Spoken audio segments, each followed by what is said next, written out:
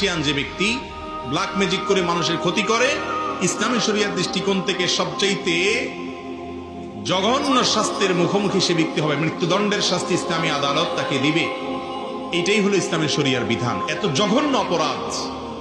আর জাদুর বাস্তবতা, এটাকে আমাদের অনেক তথাকথিত বিজ্ঞান মনস্ক ভাইয়েরা অস্বীকার করেন। তারা বলে অলৌকিক বলতে কোনো কিছু নাই, তারা অলৌকিকতাকে অস্বীকার করে। আমার মনে হয় এই একটা পয়েন্টে যদি একজন মানুষ নির্মোহভাবে নিরপেক্ষভাবে একটু যাচাই করার চেষ্টা করেন যে আসলে জাদু বলতে কোনো কিছু আছে কিনা, বা জেনে ধরা রোগী বা জিনের উপদ্রব বলতে কোনো কিছু আছে কিনা, একটু যদি অনুসন্ধান করা হয় এবং সেটা যদি ইনসাফের সাথে করা হয়, নির্মোহভাবে করা হয়, আমার তো মনে হয় এই যুগে আল্লাহর কোরআনের প্রতি ঈমান আনার জন্য আর কিছু দরকার নাই, এই একটা পয়েন্টই যথেষ্ট।